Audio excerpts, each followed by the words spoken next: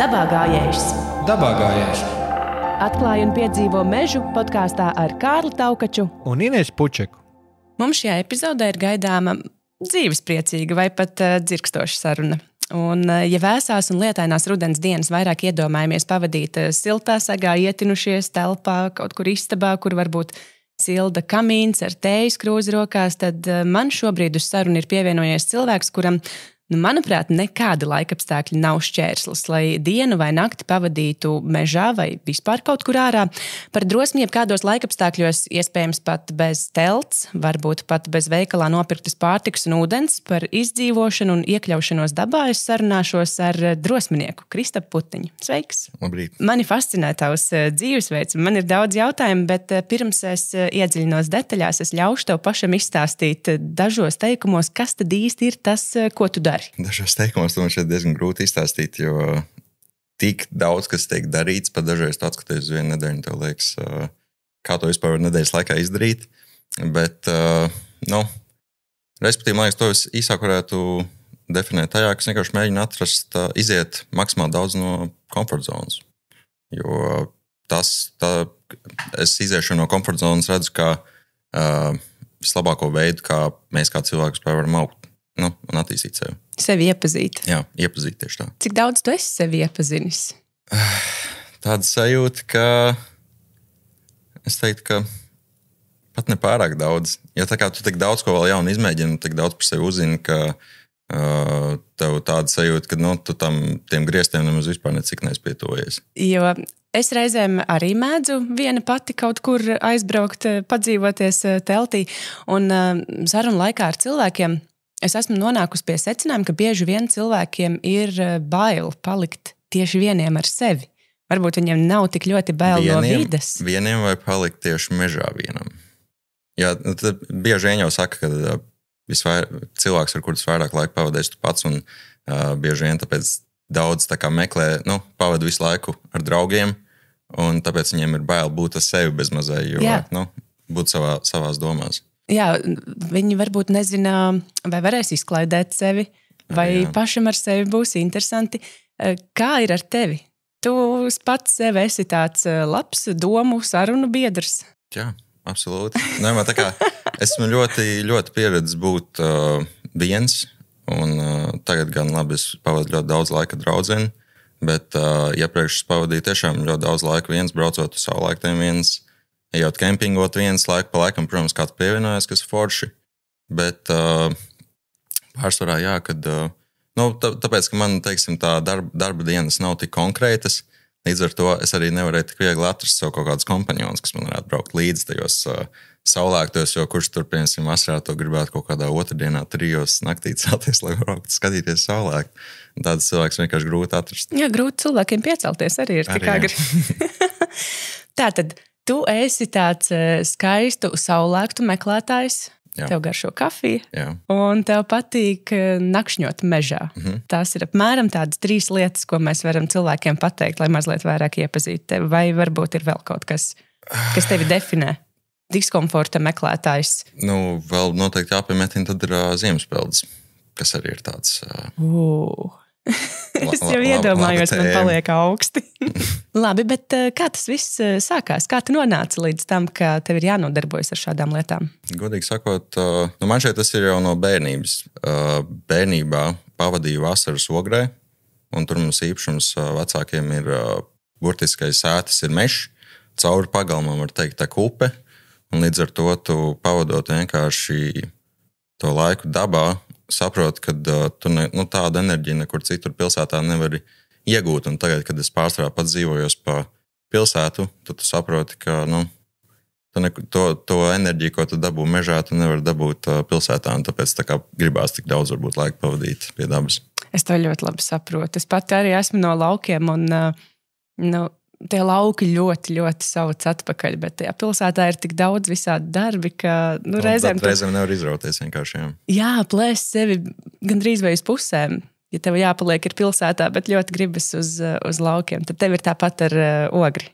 Jā, un, protams, arī tas, ka bērnībā es arī laikam biju vairākās skautu nometnēs, un tad arī dzīvo nedēļu mežā, un tad kaut kādā veidā tas tā kā man bezmazliet zemesziņā ir palicis, ka pavadīt laiku dabā ir vienkārši dabiski priekš manis. Ka tas ir piedzīvojums, ja kādas grūtības, ar ko tu saskaries dabā, tā ir piedzīvojuma sastāvdaļa. Visas problēmas ir piedzīvojums. Ja tu to pēc tam atceries. Jā, tas ir laikam pareizais skatījums uz Tajā momentā tas, protams, nav forši, bet pēc tam, kad tu gadu vēlāk atskaties, tev ir patīkamas atmiņas. Nu labi, aprunāsimies gan par praktiskajām lietām, par to, kā ir būt mežā, cik daudzveidīgi ir bijusi tava pieredze, un es ceru, ka tu dalīsies arī ar savām gūtajām mācībām un padomiem, lai arī citus iedrošinātu pavadīt diennakti mežā vai kaut kur augstu kokos, vai arī bez telts sniegā. Varbūt tu šo sarunu varētu sākt atceroties kādu pašu skaistāko brīdi. Es domāju, ka tev tie saulēkti varētu būt vieni no tiem, bet tu droši izstāsti. Jā, saulēkti ir bijuši ļoti daudz un ļoti krāsaini, bet viens no tādiem spilgtākajiem laikam bija pirms gada, pagājušajā vasarā Lielajos Kangaros. Cēlos, protams, atkal, kā jau teicu, kādos 3 naktī. Aizbraucu, biju uz vietas kādos 4. Un, laikam tā jau varētu būt pirmais padoms, kas ir vienmēr, ka, ja tu gribi tiešām ieraudzīt to skaisto saulēktu, tad tev uz vietas jābūt jau kādas, kā minimums 30 minūtes pirms vispār saule austs, jo tieši tad, kad saule izaust, tad jau tās krāsas tā kā, tie rozīgie un sarkanie, violetie, visi skaistie toņi jau sāk tā kā pazust. Un tad jau tās debesīs paliek tā kā tādas dzeltenīgas, bet es uz vietas pusstundu pirms, jo bieži vien, es domāju, tāpat kā daudziem citiem, kas iespējams ir braukuši pirmo reizi saulēkt, viņi brauc mašīnā, viņi vēl nav tikuši līdz tā vietā, viņi jau redz, ka debesis krāsains, viņi aizbrauc un tad tur ir saule un visi viņam tāds, ko mēs izdarījām nepareizi. Bet, tas ir viens un vēl viens tāds, ja tu tiešām gribi, ja tev, piemēram, nav bieži laiks, kad piecelties, vai tu nevar saņemties piecelties to saulēkt, tad jāņem vērā, ka, tas, ko esmu redzējis, ir, ka vislabākie saulēkti ir tieši tad, kad ir daļēji apmācies, jo tieši mākoņi ir tie, kas iekrāsojas. Protams, paveicās arī reizēs, kad ir sola lietaina laika, kad sola pilnībā skaidrs debesis, bet arī jāņem vērā, ka tā saulēkta, var teikt, medības ir pilnīgākā laimes spēle, jo citreiz laikapstākļiem jābūt tādiem, ka tu tūlīt būs tas superīgākais saulēkts, bet pilnīgi nekā nav. Līdz ar to, tā ir laimes spēle. Tev ir bieži tā bijis, ka tu... Pēdējā laikā, jā. Piemēram, vakardien es biju sporta zālē, pēc tam jau braucu uz mājām kaut ko darboties, un es ieraudzīju, ka vienkārši ir superkrāsains debesis, un es izdomāju, labi, aizbraukšu nopeldēties, pēc cik ir tik smuki, un vienkārši pabaudīju to saulēktu, jo pēdējās 2 reizes, kad es braucu saulēktiem brīvdienās, tad abās dienās bija mākoņains, pūta vējš, un otrajā, svētdienā arī lietus līt, tā kā nevienmēr paveicās. Tā, tad te man ir jautājums, cikos ikdienā tu celies? Tagad katru dienu 5:30. Katru dienu? Arī sestdienās un svētdienās. Tas ir tāpēc, ka tev vienkārši ir izveidojies tāds dzīves ritms? Es pieturos pie tā, ka, piemēram, daudziem liekas, kur sestdienās, svētdienā var izgulēties, jā. Bet realitāte ir tā, ka tev ķermenis sanāk, viņš iziet no tā ritma, kaut vai tu vienu dienu beidz, piecēlies tajos 10. Un to ķermenim atkal nākamajā pirmdienā jāpierod pie ritma. Līdz ar to es kaut kādā veidā savu veselību mēģinu uzturēt formā ar to, ka es ikdienā pieturos pie tā viena ritma. Tātad tu arī ļoti pareizā laikā ej gulēt? Jā. Tagad pēdējā laikā esmu bišķīt noguris agrāk, piemēram, vakars aizgāju gulēt vispār kaut ko pirms 9. Bet, tas, kad tu esi noguris, tu tai gulēt. Tu tik daudz, iepriekš man bija problēma, kas nevarēja aizmigt vakaros, bet tagad, kad tās dienas ir daudz produktīvākas un tu daudz vairāk pa dienu izdari, tu vienkārši, dabiski esi noguris vakarā. Tad tev nav nekādas problēmas saņemties, piecelties uz to saulēktu, bet kāds varētu būt tavs? Protams, ka ir. Ir? Tas, kā lai pasaka, tā ir vienkārši nevis motivācija, bet disciplīna. Ir bijuši ļoti daudz reizes, kad tajās pašās šajās brīvdienās negribētu celties, tad žārā ir augsts un vējš pūš un lietas līst, un tev pat tumsu jālien mašīnā augstā no siltās gultas.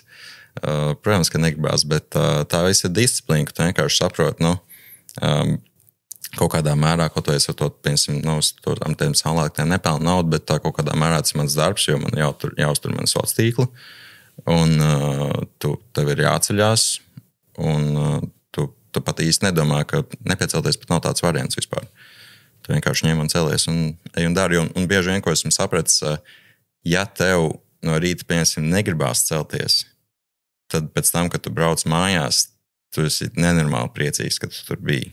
Un to pašu var arī teikt, piemēram, par to pašu sportošanu, ko es arī tā ikdienā praktizēju, ka no rītiem agri eju uz zāli, un vienmēr, kad tu domā, ka tu negribi iet, pēc tam, kad tu brauc mājās, tev tāds ļoti labi, kas aizgāja. Jā, es arī mazliet sportoju, un katru reizi, kad pirms iziešanas ārā paskriet, tev ir tas dialogs starp tādu vēlmiņu un eņģelīti. Viens saka, nē, paliekam tepat uz dīvānu, otrs saka, nē, ejam skriet. Un, ja tu izpildi to vēlmi, kurš saka, ejam skriet, tad tu tiešām jūties krietni labāk nekā tad, ja tu būtu tomēr pavadījis to vakaru guļot uz dīvānu. Tad tev mocīt tādu vainas sajūtu. Jā, tu pārkāp sev pāri, un kaut kādā mērā arī tu vienkārši laika uzbūvē to disciplīnas muskuli. Jo nākamajā reizē tev tā klusā balstīņa, kas teiks, ka nevajag skriet, viņa būs daudz klusāka. Vēl klusāk. Jā, laika vispār viņa nebūs. Bet tajā pašā laikā man liekas, ka cilvēkiem solījumus, ko viņi dod paši sev, ir krietni vieglāk neizpildīt nekā tad, ja tu soli kaut ko kādam citam. To es ļoti labi zinu. Es arī to ļoti bet ir jātur savu solījumu, jo tas ir ļoti, ļoti svarīgi priekš tavas vispār par tik mentālās veselības. Jā, jo nevienam citam tā pienākuma apziņa pret tevi nav tik liela, kā tev pašam īstenībā pret sevi. Ko tu dari iepriekšējā vakarā? Tu esi nolēmis rīt braukšu skatīties saulēktu, vai kurā brīdī tevī mostas šī ideja, ka tu varētu kaut kur doties uz saulēktu? Pārsvarā, ja katrs brīvdienas nav, teiksim, kāds lielāks plāns filmēt kādu video priekš sevis, tad gan arī katrs brīvdienas izdomāja, ka jābrauc. Un tagad arī esmu pasācis vispār tādu kafijas saulēktu tikšanos, kur cilvēki var braukt uz brīvdienās kādu rītu arī uz saulēktu, kas ir gatavi piecelties. Viņi var tikt pie kafijas pa brīvu. Aizvadītajā. Tevis pagatavotas. Jā, pirms 2 nedēļām bija pirmā nedēļa, tad gan ieradās maz cilvēki, jo tad bija tieši tā reize, kad solīja lielo vētru. Jā, briesmīgi laikapstākļi bija.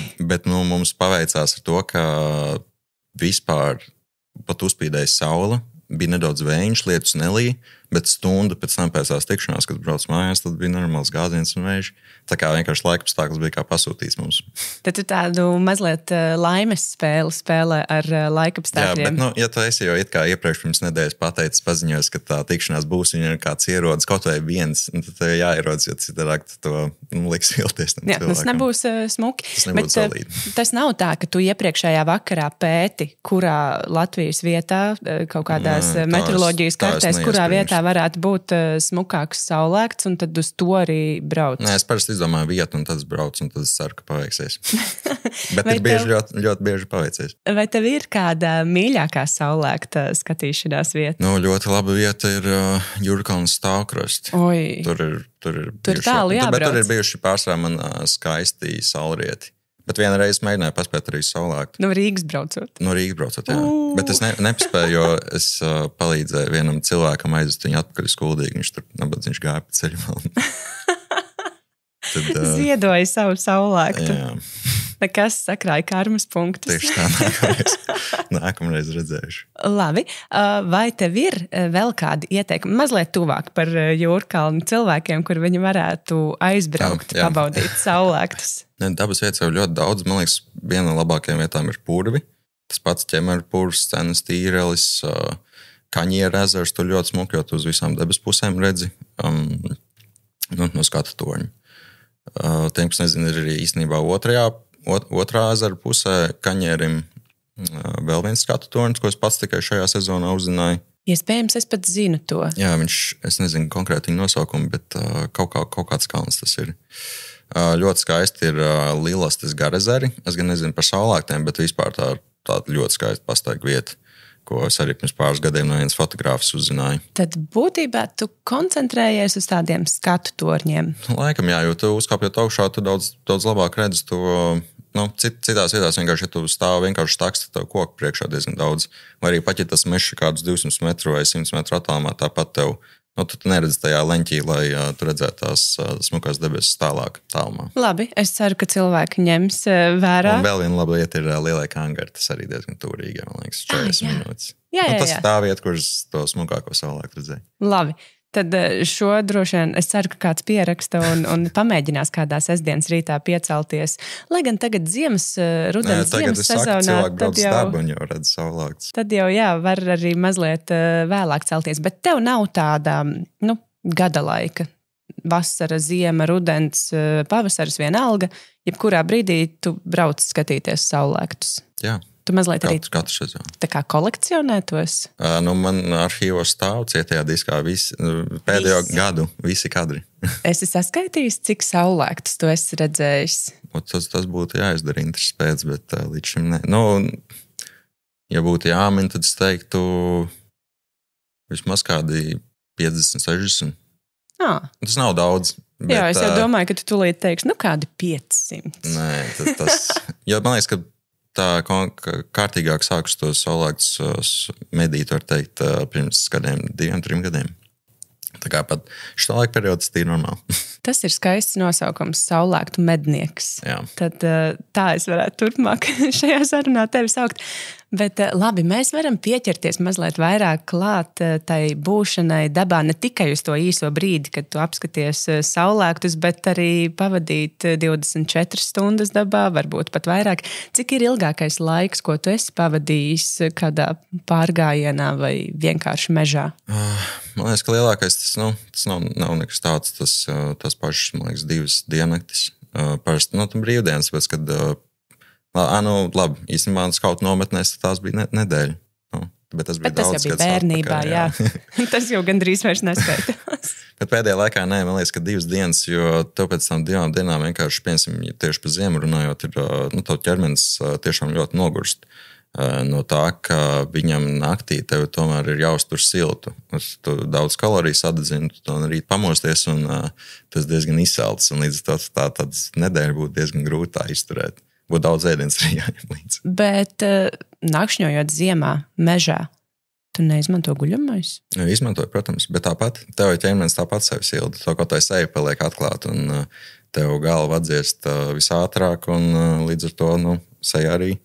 Līdz ar to diezgan daudz siltuma enerģija aiziet, ģenerējot siltumu. Šīta pieredze vai vispār ideja par nakšņošanu mežā tevī radās no šīm skautu nometnēm, vai tā bija tāda dabiska interese? Man liekas, es atceros, man brālis vienreiz, viņš arī gāja skautu nometnēs, un viņš vienu vakaru vienkārši, kad mēs vēl dzīvojam Ogrē visi, pa vasarām kopā, viņš izdomāja, ka viņš vienkārši paņems tepiķīt un paliks gulēs vienkārši uzguļamais zemē.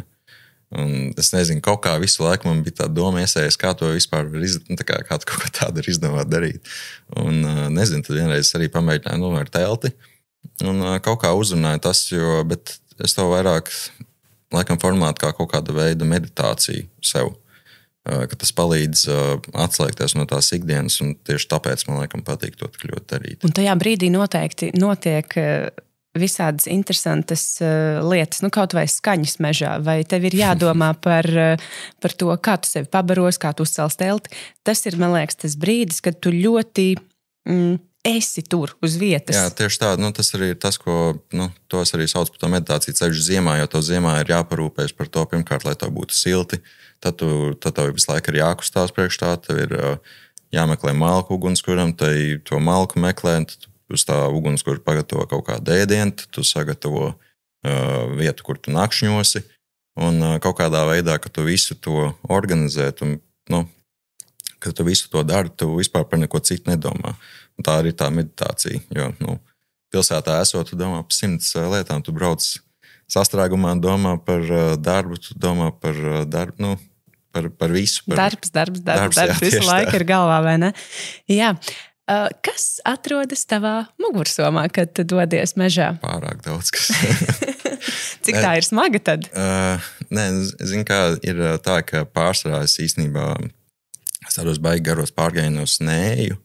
Pārsvarā tā, ka es ar mašīnu iebraucu tajā mežā, man diezgan daudz, kas ir sakrauts mašīnā. Tāpēc atceros, es aizpagājušajā arī vasarā vai rudenī cēlāmies ar pāris draugiem, braucām mēs ziemā braucām kempingot. Un man bija šarāns, un viņš bija viss piekrauts pilns ar mantām. Tur telts, zābaki, rezerves drēbes, kaut kas ēdienu gatavošana. Gludināmais dēls. Jā, pilnīgi viss. Kameras, drons, un es ieraudzīju viņu. Viņš vienkārši ir tādā vienā pārgājienā somā. Man bija tāds, kur tev pārējās lietas ir. Un, bet kaut kā es vēl neesmu iemācījies saspiest to savu aprīkojumu tik šauri, lai es to tā kā varētu ziemā, piemēram, tās 2 dienas padzīvot tikai no vienas mugursomas satura. Jā, droši vien arī tev līdzi daudz tehnikas, jo tu dokumentē šos savus piedzīvojumus. Kamera, objektīvs, drons, statīvs, tad vēl kaut kādas powerbankas, lai tu pielādētu pēc tam tās baterijas, vēl 5 baterijas kamerai. Parasti man arī GoPro, bet viņi nekad neizmantoja. Plus vēl arī jāņem visi zāģi, cirvji. Jā, tad tur ar vienu somu būs krietni par maz. Tātad tā būtība taviem piedzīvojumiem mežā ir, ka tu iebrauc ar mašīnu, atrod skaistu vietiņu, varbūt cik tu to vari piekļūt mašīnu? Dažu 100 metru attālumā no mašīnas, un tad tur nakšņo. Un tas galvenais piedzīvojums ir tieši šī vietas ierīkošana un nakšņošana. Jā, un iemūžināšana, jo pārsvarā viss ir kā iemūžina. Bet, protams, tā, ka tu paliec pilnībā bez nekādas iemūžināšanas, tā arī ir cita tēma. Tāds, kā mēs aizkadros runājam, nedaudz tu esi klātesošāks. Bet es jau esmu tā kā jau es teicu, esmu diezgan pieredzis pie tās iemūžināšanas, un man tas to klātesamības momentu īsti neatņem. Jo tā ir daļa no tā momenta. Kā tas viss notiek? Pirmais, ko tu droši vien noskati, tad ir tā vietiņa, kur... Nē, stāsti. Bieži vien ir tā, ka es vienkārši, piemēram, ziemā tas ir, es sakrāmēju visu mašīnu, un es vienkārši braucu meklēt to vietu. Kādu klusāku stūrīti, kur neviens nav. Un, burtiski tā kā, tu izdomā apmēram reģionus, kur tu brauc. Bieži viens paliek turpat Ogres apvidū, jo pēc tam es aizbraucu pēc tās nakšņošanas nākošajā rītā, es aizbraucu pie vecākiem. Bet, tādos pat nepazīstamos mežos esmu gribējis kaut kur Igaunijā arī nakšņot, bet tur es kaut kā vispār nevarēju atrast tās vietas, un plusā tad bija kaut kāda 50 cm sniegs, un es būtu ticamāk tā mežā arī palicis no mašīnas. Starp citu, līdzīgi kā Latvijas valsts meži, kas ir ierīkojuši tādas jaukas atpūtas vietiņas mežos, arī Igauņu valsts meži ir ierīkojuši foršas tādas nakšņošanas un ugunskura vietiņas mežos. Es pati vēl neesmu pamēģinājis tās, bet no saviem draugiem esmu dzirdējis, ka ir tiešām jaukas tādas kempingu nelielas vietiņas, un arī viņiem mājaslapā to var atrast. Tieši tāpat kā Latvijas valsts mežiem. Par to būšanu vienam mežā un nakšņošanu. Godīgi sakot, es dodos ļoti tālu, drīzāk no Latvijas un no cilvēkiem, lai viena nakšņotu mežā. Nevis mežā, bet vispār, lai viena nakšņotu teltī. Prom no Latvijas sanāk? Prom no Latvijas, un jo īpaši prom no cilvēkiem. Nē, es arī, protams, es nekad neesmu saticis, un Dievs arī satikšu kādu cilvēku mežā naktī, 3 naktī ziemā, -10 grādos. Šīs ir tas mani interesējošais jautājums. Viens no iemesliem, protams, ir daudz citi iemesli, kāpēc es dodos, piemēram, uz Zviedriju, uz to kalnu karaļu taku, jo viņi vienkārši ir ļoti skaista. Bet tur esot viena, es jūtos ļoti droši, jo es zinu, ka es esmu 200 kilometru tālu no jebkādas civilizācijas. Un šeit Latvijā man ir sajūta, ka tā cilvēku klātbūtne ir mazliet par tuvu. Ka es tiešām varbūt mežā varu nejauši satikt, droši vien ne jau cilvēku ar sliktiem nodomiem, bet tāpat tas brīdis, kad tu satiec cilvēku, ir mazliet nepatīkams pārsteigums. Vienīgā reize, kad es kādu satiku mežā, un es pats tā kā viņus ieraudzīju pa gabalu, bija tad, kad, ja nemaldos, Rīgas mežu vai arī Latvijas valsts mežu stādīja eglītes. Un es pat paņēmu vienu egli un iesādīju pie vecākiem pagalmā. Pagalmā. Sev paņēma eglīti. Bet tad sanāk, ka tu neesi saskāries ar tādu nepatīkamu pārsteigumu ar cilvēku klātbūtni mežā. Nereizi, ka tu esi nakšņojis. Labi, tad varbūt es ar dzīvniekiem saticies. Saticies konkrēti, nē. Esmu, protams, redzējis super daudz stirnus un zaķus, bet pārsvarā arī, man liekas, ir tā, ka tu brauc ar mašīnu uz to taku. Bet, protams, tas, es teiktu, tas bailīgākais moments tajā nakšņošanā mežā ir tā, ka tu sēdi, tur jau esi iekārtojies, tu mierīgi sēdi pie tā ugunskura, un tu dzirdi kaut ko tev tur tumsā, tajā ziemā ir piķa melna tums. Un tumsā kaut kādas zares sāk brakšēt, un tu nesaproti, vai tur sniegs nolas tos zares, vai tur varbūt kaut kāds cits dzīvnieks staigā, jo pirms 2 gadiem tieši, kad es paliku arī viena no pirmajām reizēm, ja nemaldos teltī ziemā, tad tieši kaimiņos dzīvo viena meitene, tajā pašā ciematā. Un viņai tēvs ir mednieks, viņam bija tās, respektīvi viņa vienkārši redzēja lāču pēdas. Un tas ir, tā kā pāris kilometru attālumā no vietas, kur es tā kā nakšņoju. Un tad tev tā doma kaut kādā brīdī naktī piezogās klāt, un tad tā kā netiec no tā domām vaļā, bet tā jau no tiem dzīvniekiem it kā nevajadzētu baidīties, jo idejas, jo viņi baidās arī no mums, bet atkal tāpat laikā, kad es kaut kad pāris gadus atpakaļ arī redzēju, kad Jelgavā Lūsis pilsētā šņāca uz suni caur sētu. Un tad tu sāc domāt, vai tie dzīvnieki, kas par baidās no mums vēl vai nē. Protams, varēja būt kaut kāds izņēmums, bet...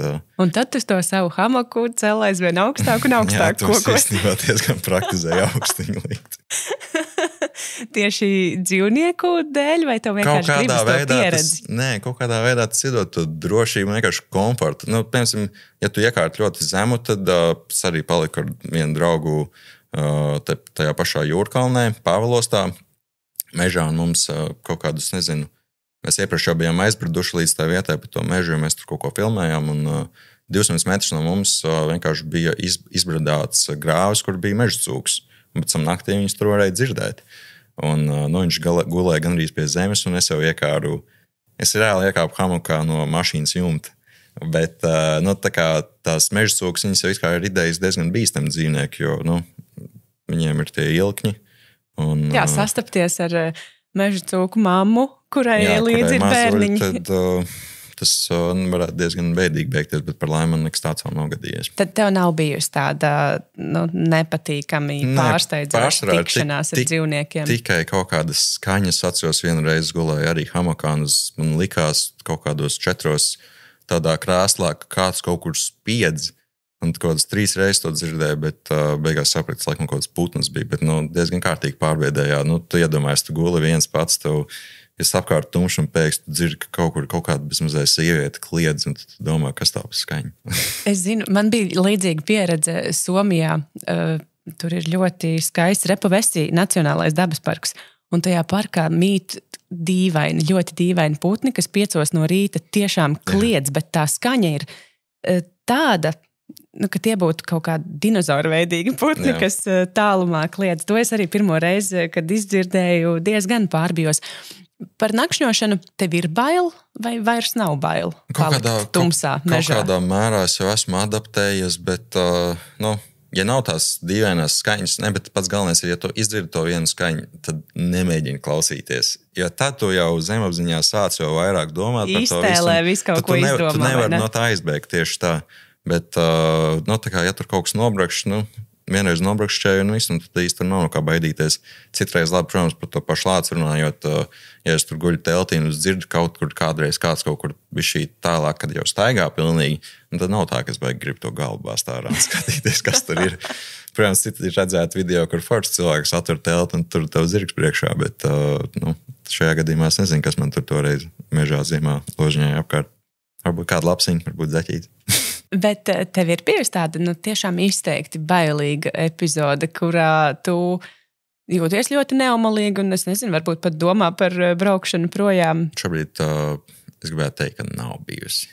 Ir tas, ka tie momenti, kad es aizdomājos par tālu, un tad tu sāc domāt, kā lai tagad aizmieg, varbūt jāuzliek kaut kāda mūzika uz telefonu vai ko, lai tas dzīvnieks iet prom, jo, piemēram, labs veids, kā tos dzīvniekus aizbiedēt, jūs esat 2 cilvēki, tad vienkārši ir jārunā skaļi, jo tad tas dzīvnieks tur netosies klāt. Bet, ja tu tur viens sēd, tad jau tas dzīvnieks tur sāk prātot, kas tur viens tur tāds sēž. Varbūt tur vēl smaržo kaut kas no pārtikas. Tāpēc arī labi ir kā mašīnu braukt mežā, jo tu vari to pārtiku, ja tu neapēti, tad atstāj mašīnā, jo dzīvnieki netosies. Visticamāk, nevajadzētu mašai tikt cauri. Lai gan viņi tāpat savādīs. Bet no mazāk. Bet kā tu tiec galā ar to savu domu? Vai tu jau esi uztrenējis sevi tik tālu, ka tad, kad tu kaut ko dzirdi, tad tu vienkārši nepievērstam uzmanību, dzīvo savās domās?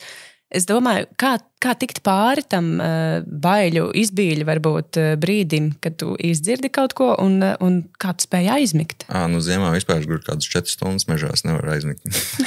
Tāpēc, ka ja pierast kaut kādā mērā pie tā komforta un kad tu guli tajā augstumā, man it kā ir ziemas guļamies priekš -17 grādiem, bet tāpatās tu no rīta pamosties un tev ir drabulis un par cik tu arī esi 4 stundas gulējis, tad tev galva arī baigi nestrādā. Viss, ko tu gribi izdarīt, ir no rīta paēst, izdzert kafiju vai siltu tēju un doties atpakaļ mājās. Bet kā no tā aizbēgt no tām domām, tas, man liekas, ir vienkārši jāpiedzīvo gan daudz reizes, lai tu tam nepievērst uzmanību. Jo, realitātē jau tur tiešām nekā nav. Ticamāk, tas bija kaut kāds zars, kas, piemēram, ziemā tur nokrita vai vējā arī zari krīt. Nevar arī izvairīties. Es jau arī bieži saskaros to. Un tad, kad paliek rīktīgi tumšs, tad man tāds, labi, ir laiks iet uz telti. Tur tā drošības sajūta ir kaut kāda lielāka tomēr. Es esmu pati aizdomājusies arī par to baiļu sajūtu. Man liekas, ka cilvēkiem visvairāk bail ir no nezināmā un neiepazītā. Un tad kā, lai kaut kādu lietu padarītu tādu, no kuras tev nav bail, tev tā vienkārši ir jāiepazīst. Un tas ir tieši tas, ko tu dari. Tu speciāli sevi ieliec, varbūt pat citiem cilvēkiem liekas tādā bailīgā situācijā, bet brīdī, kad tu saproti, ka jā, šeit ir tumšs, bet nekas briesmīgs nevar notikt, tad tā doma mazinās vai pārveidojās. Grūti to izskaidrot. Viņa tik ļoti tev vairs neaizskar vienkārši pēc tam vairākām reizēm.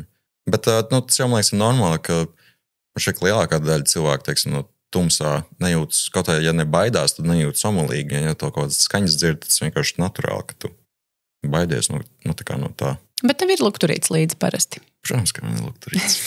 Man ir prožektoriņš priekš kameras. Pareizi. No pārtikas lietām, kas? Bet labāk ir arī nespīdināt, lai tu ieraudzīs kādas acis, tad toči negribēs tur iet tālāk. Ir gadījies tā? Nē, bet es pieļauju domu, ka ja es ieraudzīju, tad es nezinu, ko darīt. Vienkārši soļot atpakaļ, no kurienes nācis. Mēs gan jau izrunāsim šeit tik daudz visādas bailīgas lietas, ka tu nākamreiz negribēs vairs iet. Viena lieta, jā, ka cilvēki negribēs iet, otra lieta, ka tu pats nākamreiz aizdomāsies par spīdošajām acīm tumsā un lāčiem. Parasti ir ar mašīnu braucot atkal ieraugi, jo es jau zinu to, ka tu nevajag to spīdināt, to lukturi, ka tu sēdi pie tā uguns, kur apkārt. Es to esmu gan darījis, jā, bet es neesmu nekad neko ieraudzījis. Tā kā iespējams tur nekā nemaz nav. Varbūt arī. Bet tas, ko es esmu pamanījusi, ka esot tumsā mežā, man īstenībā reizēm ļoti patīk laukos izskriet pa tiem man pazīstamajiem ceļiem, patiešām tumsā, bez nekādiem lukturīšiem. Tas ir interesanti. Un ir forši sajust to, cik ļoti tavs ķermenis pielāgojas tai tumsai, ka kaut kā ir sajūta, ka tās acis tomēr vairāk redz tajā tumsā. Ja ceļš ir mēnes gaisma, tad tev, man liekas, ļoti labi redzēt. Reizēm pat tai mēnes gaismai nevajag būt nemaz tik lielai. Kaut kā ir tiešām tāda sajūta, ka acis vairāk redz, pilnīgi noteikti ausis vairāk dzird. Tu esi tā mazliet paanalizējis vai paskatījies uz tām savām maņām, kā tās mainās esot mežā tumsā? Tas, kā tu saki, pārsvarā ausis, jā, tev visu dzird. Pilnīgi visu. Katru mazo zariņu, kaut vai pele pa apakšā zem sniega rāpu. Un tad es sācu domāt, kas tas ir. Bet nav jau tik traki. Labi, man vēl ir ļoti interesē, daudzas lietas man interesē no tā, ko tu darīji mežā, bet mēģināsim mēs tā pa solīšiem iet cauri visam.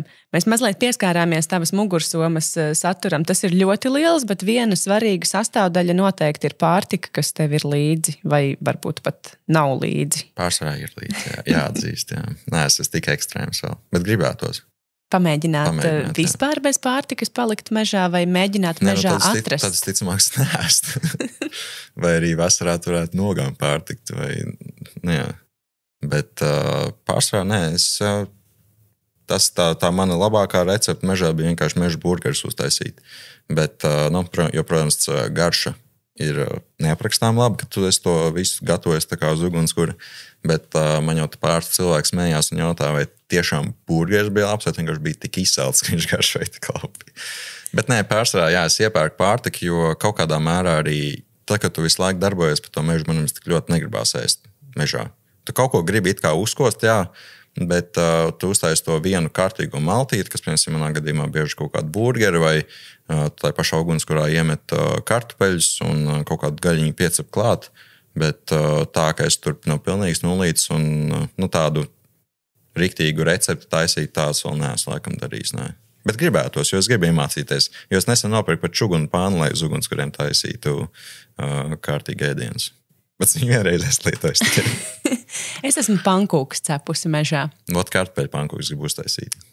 Tas būtu jau mazliet citādāk, jā. Jo parastās pankūks ļoti vienkārši ielai pudelē pankūku mīklu, un mežā var plānās pankūks uzcept. Rekomendēju ideja jauna. Jā, tā kā vari pamēģināt. Un ja tu to dari vasarā, un turpat mežā var salasīt odziņas, tad uzreiz tev sanāk, zaptīti klāt. Jā. Vēl, protams, ļoti svarīgs aspekts ir šie te laikapstākļi. Es saprotu, ka tev tas nav šķērslis it nemaz. Parasti vienīgais, kas man uztrauc, ir, ka kamera pārāk neizmirkst. Bet vispār tas tā kā arī man laikam baigi neaptur, jo tagad arī, kad rudenī braucām tur filmēt kaut kādu to pašu vētru, kas Jūrmalā bija, tad arī to kameru viss ir izmirkus un viņi mājās ved un džāvē. Bet ziemā, man jau tieši patīk, jo vairāk sniegs, jo labāk, jo atceros arī pagājušajā vai aizpagājušajā ziemā paliku teltī, turpat, ietējos mežos ogrē. Iegāju mežā un likās, tur it kā ir tie 10 centimetri sniega, bet nekas tāds, un it kā solīja pa nakti tur sasnigs. Nākamajā rītā pamostos, un es nesaprotu, kas notiek, jo tu atver acis, un telts ir tā kā saspiest, viņu uz iekšu ir iegulsies viss. Tad es izkāpu ārā un vienkārši uzsnieguši kaut kādu 50 centimetru sniega kārti. Tāda riktīga pūka, bet viņa tāpat, to visu teltu man tā kā saspied gandrīz. Tas varētu būt pat mazliet bīstami. Nē, ja tev visa telts aizsniegt, tad jā, bet tāpat jau gaisa ir kāds ar to telts virsmu plūst. Ja tieši par to tu domā. Jā, es tieši par to gaisa caurlaidību. Bet jā. Man liekas... Tev vēl nav bijusi tāda... Nē, tik traki nē, kad man tur viss telts aizsniegt. Bet man jau liekas, jā, tā telts tā tomēr elpa un arī caur sniegu kaut kādā, tas izobotais gaiss, viņš tāpat tiek prom. Es nezinu, bet man šķiet, ka tā vajadzēja būt. Lielais vējš vai lietus? Tādos pat nemaz neesmu trāpījis laikam. Un varbūt arī jāatzīst, ka es pat neesmu mēģinājis trāpīt. Bet tieši uz kaut kādu sniegu lielo, tas gan man patīk, jā. Jo, es saku, tad es arī varu tā riktīgi smuki visu iefilmēt, un to pa kameru nav tik ļoti jādomā, jo pēc tam, kad tev ārā jau kamera arī atdziest, tad viņa uzkrīt sniegs, un viņš paliem tur arī paliek, vai arī sasalst. Es gribēju tev jautāt, kā tikt galā ar to diskomfortu, ko rada laikapstākļi. Man pašai bija tāda pieredze tajā pašā Zviedrijas kalnu takā, kur es gāju uz lielo turistu māju. Tur bija jāšķērso kalnu pārēju, tālāk pielai bija jāiet, bet tajā dienā bija briesmīgi laikapstākļi. Uz tās pārējas sniegs bija kopā ar lietu un bija milzīgs vējš. Es ik pa laikam varēju cimdus izžmiegt, bet tas gājiens līdz tai turistu mājai man bija visas dienas garumā, un es tāda milzīgi nelaimīga gāju, tādā ātrā tempā nodurtu galvu, un visu laiku galvā man bija tā doma, kaut ātrāk pienāktu tā mājiņa, kur sasildīties un izžāvēt drēbes, un es skatos man pretī, nāk cilvēki, kas attiecīgi iet iekšā ielajā, tādi smaidīgi, apgaroti, lēnām. Un es domāju, tā ir cita valsts. Es domāju, tajā tā kā jau mēdz staigāt cilvēki no dažādām valstīm, bet es tanī brīdī tā salīdzināju sevi ar to cilvēku, kurš man nāk pretī tik ļoti lēnām. Un viņam ir pilnīgi vienalga, cik ļoti līst lietus, cik ļoti viņš ir izmircis, bet viņš bauda to brīdi. Tā kā tas tik klātesoši, man liekas, ka tu esi tik tuvu tai dabai. Protams, varbūt tev ir augstījā, bet es nezinu, tas tāpat kā ziemā. Es saku, es jūtos riktīgi labi, esot tajā mežā, kaut vai ir -14 grādi, tu guli tajā teltī, bet tu esi šeit, neesi nekur citur. Es domāju, ka tas ir varbūt prieks, ko viņš izjūt. Var jau būt, bet tajā pašā laikā... Vai viņš bija vienkārši riktīgi priecīgs iet mājās.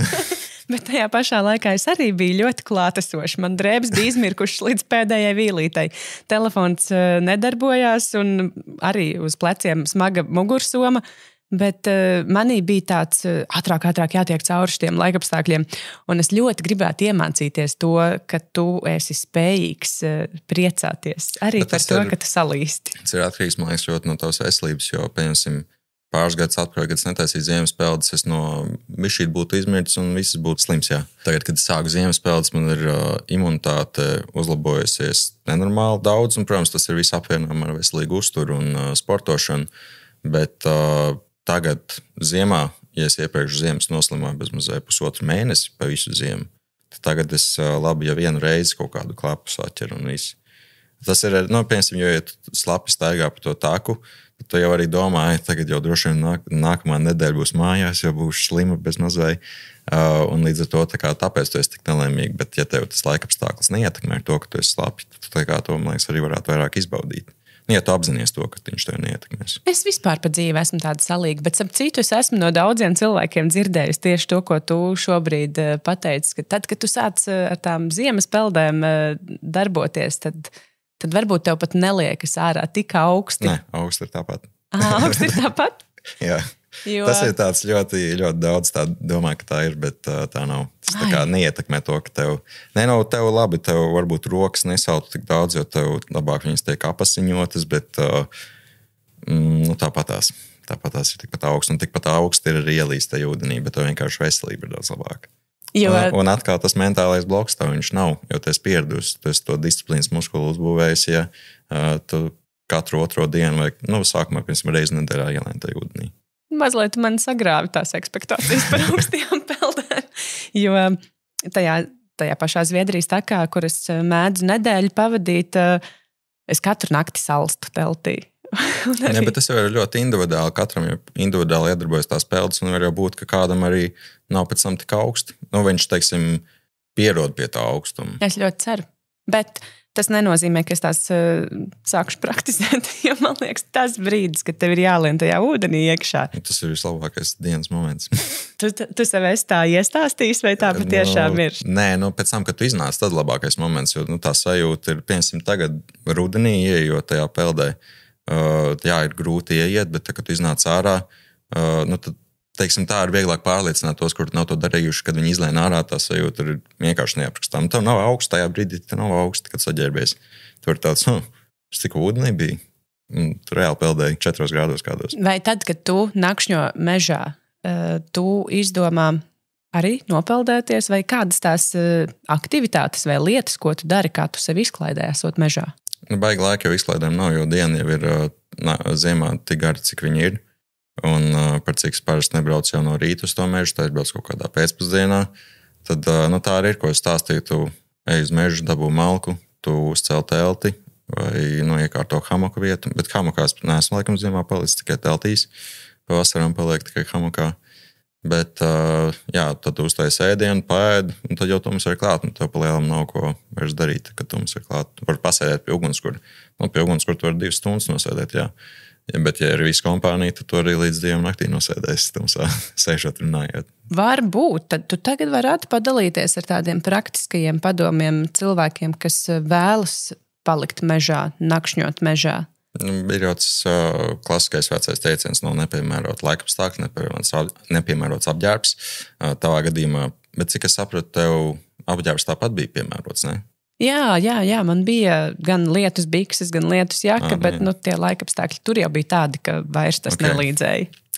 Jo es, protams, es pats kā to saku, bet parasti vienkārši ģērbi to, kas ir. Es tā nesteigāju speciāli pa outdoors veikaliem un nemeklēju tās drēbes.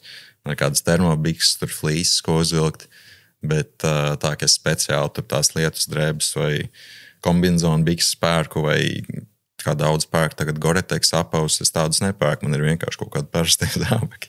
Un es vienkārši pielāgojos kaut kādā mērā. Bet, tad viens ir padoms par drēbēm. Otrs, piemēram, ja kāds tiešām domā tā kā aizbraukt uz mežu un tajos saulēktos taisītās kafijas, tad vienmēr uztaisiet sarakstu ar lietām, kam tajā maisiņā ir jābūt, ja tam ir jāiziet cauri.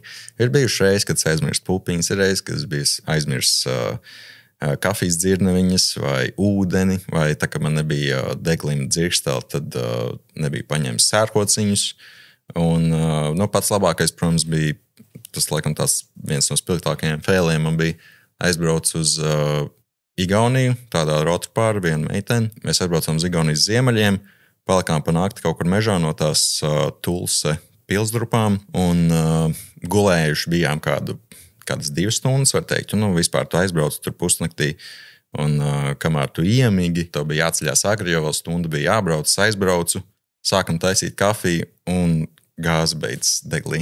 Un tas bija laikam tāds diezgan sāpīga atklāsme, un es ceru, ka citi no tā varēs mācīties, pēc tam pārbaudīt, ja jūs taisat kafiju mežā vai gāzi ar balonā. Jo vēl kāds 2 reizes tā bija gadījies. Cik ļoti tas sabojā tavu noskaņojumu? Tā kā tu esi visu laiku, visu rītu to stundu, pusotru brauc un domā, varēs iedzert foršu kafiju, jo saulēkts arī bija smūgs. Tas, es pat nezinu, kā lai to aprakstu. Sajūta ir diezgan graujoši. Dusmīgs paliec. Sabojā tas visu pasākumu. Esmu vīlies sevī, ka es nepārbaudīju. Dusmīgs, nē. Nekad nevajag dusmoties par neko. Ceļš citiem cilvēkiem. Viņiem ir savas problēmas, tā nevajag dusmoties. Labi, tad vēl viens padoms par tiem pašiem saulēktiem. Jau laikam atkārtošos, bet esiet pusstundu pirms tam vietā, kur plānojat sagaidīt saulēktu, jo tad jūs trāpīsiet uz to smuko saulēktu laiku. Jā, mākoņainā laikā jādodas meklēt saulēktus. Pat, ja ir mākoņi, tad iespējams kaut kur Visoptimālāk, protams, ir, ja daļēji apmācies vai gubu mākoņi, tad tie arī rīktīgi smuki iekrāsojas. Bet, kā jau es teicu, saulēktu medības ir laimes spēle un arī lietainā laikā. Ja sola lieta, tad arī to var paveikties. Es te mazliet sadzirdēju par to kafijas taisīšanu. Izrādās, tas nav tā, kā es no sākuma biju iedomājusies, ka tev ir termosā līdzi mājās uztaisīta kafija. Bet tev pat ir pupiņas. Man ir pupiņas, man ir dzirneviņas, kuras uz vietas samalkos arī no viena drauga Tomas iemācījos, jo es atceros toreiz, man ir tas kafijas katliņš, ja, ko tu uzliec uz degļu, un tad viņš uzvār to kafiju. Un toreiz tā ir tā itāļu kanniņa. Jā, mokapot saucās. Un es atceros toreiz, mēs aizbraucam, un es tā kā jau izvalku, kā kafiju taisīšu, jau samaltas nopirktas kafijas pupiņas, jau samaltas ieber iekšā, un tad kas tas tāds? Viņš parāda, viņš tur samaļ, un ieber pupiņas samaļ, ja tev svar līdz, tad arī var nosvērt.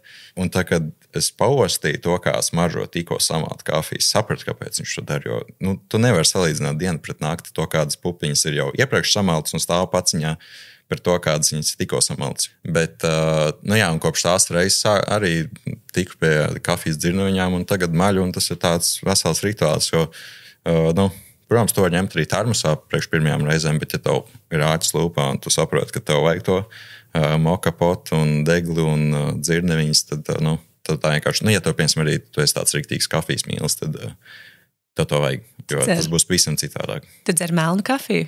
Pārsvarā, jā.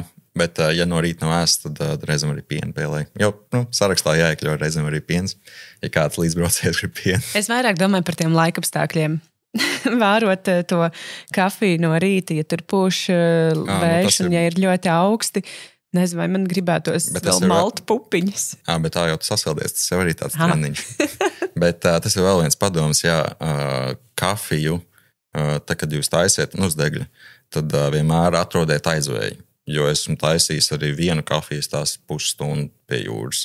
Viņš pusstundu vārjās, jo pūta vējš, un viņš vispār nesildīja to kafijas kanniņu. Tad var gadīties tā, ka tā gāze beidzas. Jā, tieši tā. Tā kā ir interesanti, vienreiz arī atceros, kad gājām mazā pārgājienā, tur Pāvlos tad, draugs kā joku pateica, kā reku miskas tielēc miskastē uzvarēt kafiju, bet tāds, toši kāds par to neiedomājies. Tā arī bija 5 minūtēs kafija uzvārījās. Kad ir aizvējiņš, tad tas siltums paliek. Tā miskas neizklausās tik slikti, tā kā viņa bija vienkārši koka rāms. Vērtne, koka. Jā, citādi labi, ka tu precizēji.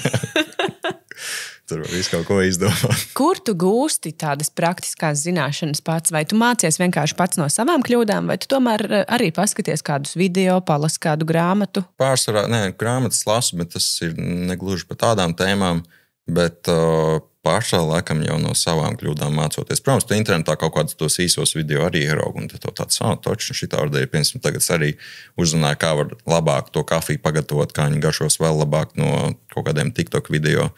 Labi, tas ir cits stāsts, bet protams, no prakses to pašu sarakstu uztaisīt, es to neesmu izdarījis, bet pēdējā laikā arī neesmu aizmirsis. Izņemot pēdējā kafijas pirmajā tikšanās reizēs, tieši Instagram storijā pateica, lai galvenais neaizmirstiet paņemt kafijas krūzi. Mēs braucām ar draudzeni abi divi, Un mēs uz abiem kaut kādā veidā paņēmām vienu krūzi. Kaut arī bija visiem tā kā atgādinājis, lai neaizmirst krūzi. Bet viena vismaz jums bija. Viena bija tas tā draudzīgi, jā.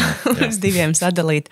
Vēl par tādiem praktiskajiem ieteikumiem, mazliet arī no tavas pieredzes, kur ir vislabāk gulēt? Ziemā hamokā, teltī vai vispār bez telts? Bez telts. Bez telts tas ir tāds galīgi ekstrēmies gadījums, un plus tur vajag arī diezgan laiku, lai tu vispār kaut ko izveidotu. Bet es pārsvarā guļu teltī ziemā. Jo, ja tu gribi gulēt hamokā, tad pirmkārt, hamoka materiāls tāds sintētisks, un te viņš diezgan slīd. Tad tu uzliec pirmo tepiķīti, un viņš jau vairāk slīd, jo tev ir divi slāņi sintētiskie viens pret otru. Un plusā vēl tev guļamais ir super sintētisks, parasti viņas vismaz ziemas tāda ir. Un tad tu vienkārši riktīgi slidinies pa to guļamais, un tu pa lielam iegulies, un tu nevari kustēties, jo tad tur viss izjūka. Bet vēl viena laba lieta, kas, ja grib nakšņot hamokā, tad ir tāds, tā saucās underkilt, ko tu paliec apakšā, un tas var teikt, iedot tev tādu siltuma slāni.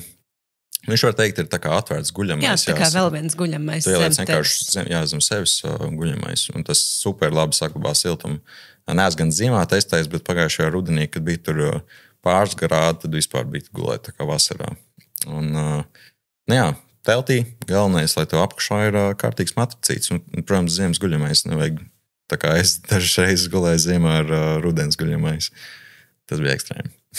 Pārāk ekstrēmi. Pārāk augsti. Tad es pusnakti grozījos, lai tā kā, es biju, labi, pastāstīšu. Pastāstīšu. Biju, tā ir tas stāsts par to reizi, kad es paliku bez telts un bez hamoka. Paņēmu tikai guļamais līdzi un uzbūvēju tādu konus veidu konstrukciju no zariem, aplika apkārt ar egļu zariem.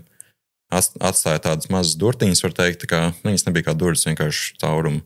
Un tad pa vidu gulēja, es saliku apakšā arī egļu zarus, un tas mīnus tajā konstrukcijā bija tāds, ka bija jau bijis kaut kā tāds pusatkūsnis. Uz egļu zariem bija ledus gabaliņi, un par cik es biju iekurinājies ugunskura burtiski pie tām durvīm, tad ar vilkmi vilkās iekšā dūma un siltums, un plusā jau man viss tā kā pēc tam smirdēja pēc dūmiem, bet tas siltums kausēja tos ledus gabalus un man pilēja virsū tās pilītes, un tad es pusnakti grozījos pret ugunskura, žāvēju pusi no tā guļamais, bet es neaizgāju prom, es paliku tajā mežā, jo es paliku arī vietējā mežā, es varēju mierīgi aiziet uz mājām, tā kā, nelielā pastaigas attālumā, bet, es pat nezinu, kā es tajā naktī dzīvoju.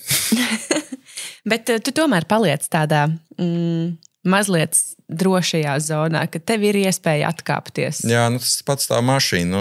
Ja tu pirmās reizes paliec, un piemēram, ja tu točni viens paliec, jo, tā, kad tu paliec draugiem, tad tomēr ir tāda drošības sajūta, kaut kādā mērā, un arī tad nav vienkārši kaut kāda, tur baigi nedomā par tām skaņām, ka tu esi ar tur diviem cilvēkiem vēl.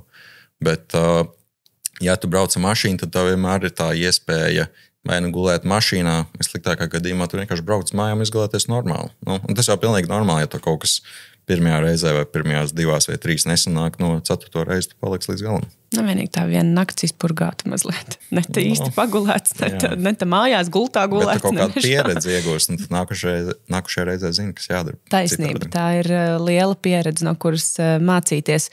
Par to, ko tu būvē to savu naktsmītni mežā, tā ir arī katru reizi, tu varbūt pat ar māksliniecisku tādu pieeju tam pieeju, vai tu tomēr kaut ko paskaties apkārt, pamācies, kā uzbūvēt to nometnīti savu? Nē, parasti es tālāko improvizāciju taisu un pats visu izdomāju. Viss, kas man ir nazīts, cirvis un rokas zāģīts un aukls. Viss. Kādus zarus labāk izmantot tādai būvei? Tie, kurš zemē nokrituši.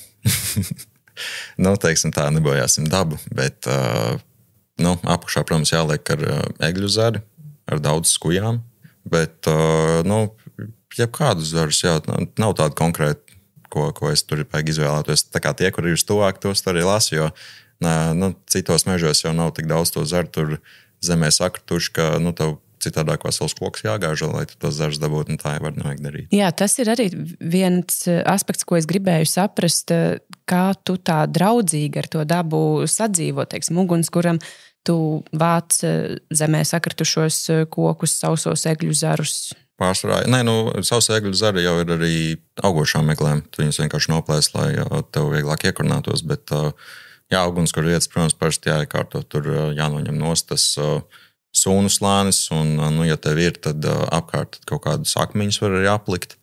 Bet, ugunskuram pārsvarā izmantoja nokritušos kokus jau. Retu reizi arī, ja sanāk kādu nozāģēt, tad viņš arī jau ir beigts. Un, zaļus kokus jau jēga gāzt, viņš beig nedegs. Bet es domāju, tas viens no labākajiem padomiem tiešām cilvēkiem, ka jebkādos laikapstākļos egļu zari, sausie egļu zari, tie apakšējie nokaltušie ir tie, ar kuriem vislabāk ugunskura iekurināt. Pilnīgā lietus laikā tu vari mierīgi iekurināt ar egļu zariem. Kaut tie zari ir slapi, viņi ir tik trausli plāni, ka tu viņus vienkārši patur kādu laiku rokā un tev viņi jau būs tā kā sausāk un tad viņi normāli arī degs. Un plusā, ja vispār apkārt ir kadiķis tev kāds, tad tu paņem kadiķu un tas vispār tev uzreiz uzliesmos. Jā, varbūt arī vēl viens tāds padoms. Es nezinu, man jau ir kāds liekas loģisks, bet daudz iespējams nezinu, kā pareizi tiekurināt ugunskura. Tev vienkārši tā arī ir.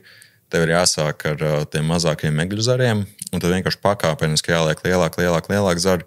Jo tas, ko bieži vien daudz dara, viņi smuki saliek tajā konciņā tās pagals, aizšķiļ, piededzina, teiksim, avīzīt un tos pāris egļu zariņus un domā, kāpēc nedeg, bet, ugunskuram jau jākāp soli pa solim uz lielāku to vietu, kur viņam pieķerties un tikai pēc kaut kādiem, jau tādiem normālākiem zariņiem viņš pieķersies tā pagalē. Sausā laikā ir citādāk, tur varbūt vieglāk ir, bet tādā mitrā tā kā pakāpeniski jādedzina. Podkāsta Dabā gājējs, es neesmu vienīgā vadītāja. Man ir vēl kolēģis Kārlis Taukačs, un viņš man ir iesūtījis jautājumu priekš tevis. Kādas 3 lietas, jebkuru dabā būšanu, var padarīt par neaizmirstamu piedzīvojumu? Par to pašu kafiju runājot, ja to garšo kafiju, ja tu vienmēr dzer mājās un tu viņu pirmā reizi iedzer dabā, tad tā vienkārši vajag to komplektību. Bet ja var tikai vienu, tad termos ar kafiju. Labi, termos ar kafiju, vienā. Jā. Vēl viena. Nevaru tā pateikt, jo galvenais jau ir tā daba, kurā tu esi. Jo tu to enerģiju uzsūc, jo tev nekas nav jādod dabai, tev pašam tur jābūt. Tā kā nav tādas, man liekas, 3 lietas, ko... Bet mēs varētu ielikt sarakstā varbūt vienkārši saulēktu. Tas pats saulēkts, jā. Jā, kafija, saulēkts un 3. lietu izdomā. Varbūt, kas rada mazliet lielāku komfortu nekā ierasts esot dabā. Man tas būtu dvielas. Jo gadījies reizēm aizmirst pēc ziemas peldēm. Tad tev nevar kādā slācīties. Vai kādu tādu labi, kārtīgi siltu dūnu jaciņu. Jā. Nē, protams, apģērbs, bet tas jau it kā bija. 3. lieta. Laba kompānija. Nevienmēr vajag vienam kaut kur doties. Citreiz tā labā kompānija arī lietainā laikapstāklī, uzlabos to dabā došanos pieredzi. Bet ko darīt tādā situācijā, ja tomēr kādu tajā kompānijā drīzāk tie sliktie laikapstākļi ietekmē sliktāk? Tu paņem lietas. Tad pasaki, nākamreiz nebrauks ar mani. Bet ir tev gadījies tā, ka tev ir jātiek galā ar citu cilvēku, varbūt emocijām vai sajūtām tādā brīdī? Nē, parasti jau, ja tur kaut kādas sīkumiņas jau tur palīdz tam otram cilvēkam, jo viņam tur tiešām nekas nav, bet pārstarā esmu lielākoties devies viens un tu vienkārši pārstarās arī dod tur kaut kādas padomas, teiksim, ko kaut kā labāk izdarīt. Tu skaties, ko viņš dara, un ko tu dari? Tā jādara šitā. Un tas tāda padomiņa, bet ne tā, ka man tur kāds būtu pēkšņi jāglābj. Padomas no tevis mēs esam dzirdējuši. Es ceru, ka tas būs tāds iesācēja komplektiņš. Vislabāk jau ir pievienoties kaut kādu dabās iešanu, tad tu tur visvairāk padomas var dabūt, jo tad es redzu, ko tu zini, ko tu nezini un ko var uzlabot. Tā ir viena lieta. Otra lieta, droši vien padomas var smelties arī tavā YouTube kanālā. Gan YouTube kanālā, gan kaut ko nedaudz, laikam, arī Instagramā var pamanīt. Laikam. Instagramā ir skaistas bildes. Tur var pasmelties iedvesmu vietām, kur doties. Es jau tiešām cenšos izbraukt visu Latviju, bet īstenībā jā, Latvijā ir tik daudz tās vietas, ka brīžiem, tev liekas, ka tu esi visu izbraukājis, bet tu atkal ieraugi, kāds ir kaut ko atkal iepostojies vēl kaut kādu jaunu vietu, un tev tāds šito nemaz nezināju. Viena no smukākajām takām, kuras biju, tas gan man paveicās ar laikapstākļiem, jo tad bija riktīgi smukā zelta stunda vakarā. bet tas bija Purezera dabas taka, kaut kur tālu vidzemē. To es arī sev kaut kur pierakstīšu, ka jāpaskatās, jāpamēģina. Jā, es ļoti ceru, ka cilvēki pēc tavas pieredzes noklausīšanās rudens laikapstākļus, ziemas laikapstākļus vairs neuzskatīs par tik lielu šķērsli, lai dotos dabā. Un pat ja tā pieredze tur nav tā patīkamākā, tā tomēr ir pieredze.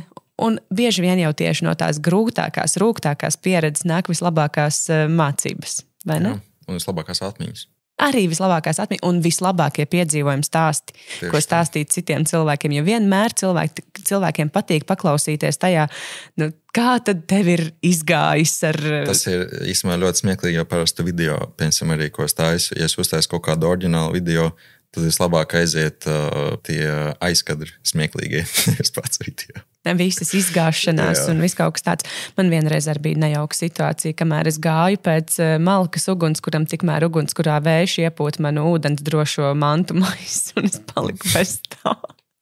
Tā man pašai tāda bēdīga situācija, bet noteikti, ja to kāds redzētu no malas, kā es mēģinu to maisu izglābt no ugunskura, tas droši vien būtu uzjautrinošs brīdis citiem cilvēkiem. Bet vispār vēl par failiem runājot, tas bija pagājušajā vasarā, un es biju izdomājis braukt uz Cenas Tīreli, izbraukt ar supiem, jo tur daudz brauc tiem supiem pa to puru.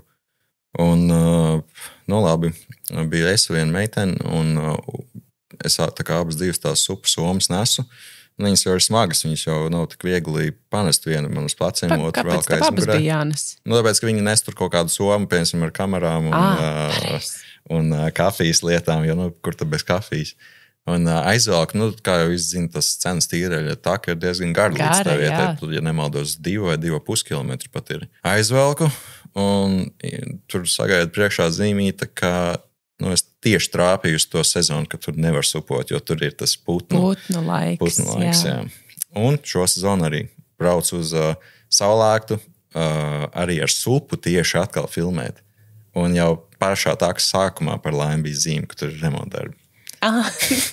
Nebija jāiet 2 kilometri, lai saprastu, ka nevar tomēr uztaisīt savu. Tā kā tās bija tādas... netik foršas pieredzes arī. No tā mēs varam mācīties, ka mazliet tomēr pirms tā brauciena ir kaut vai internetā jāieklikšķina tā vieta, uz kuru tu gribi doties. Tos arī citiem pēc tam teica, ka tas ir jādara, jo, lai mācās no manis. Es ieteiktu vēl arī kādu laikapstākļu mājaslapu apskatīties. Vismaz, lai zinātu, ka neietrāpīsi tiešām kādā oranžā brīdinājuma cienīgā vētrā. Jo tikpat labi, ja solo to lietu, tad vienkārši mašīnā iemet sausas botas vai sausu krāklu bikses, lai, ja tu tiešām esi izmirts pavisam, tad tu vienkārši braucot mājās, tev no slapjiem tur jāsēž mašīnā. Vienkārši daudz komfortablāk būs un patīkamāk. Labi. Ņemsim vērā. Paldies tev par dalīšanos ar savu pieredzi, ar visādām foršām lietiņām, par to kafijas taisīšanu. Es pati arī sev paņemšu atmiņai, ka uz vietas samalt kafija ir krietni labāk par termosā ņemtu, par to vispār nerunāsim. Cita garša. Jā, nākamajā pārgājienā es varētu pat tev apsolīt, ka es uztaisīšu sev tādu kafiju, par kādu tu man tikko pastāstīji. Es ceru, ka visi klausītāji arī kādu kripatiņu no mūsu sarunas paņēma sev par iedvesmu un šo ziemu vai šo rudeni, varbūt arī agru pavasarī pabaudīs, esot kaut kur ārā, dabā, mežā, skatoties saulēktu vai saulrietu. Tiekamies nākamajās epizodēs. Paldies tev! Paldies, ka uzaicinājāt! Paldies visiem, kas klausījās! Atā!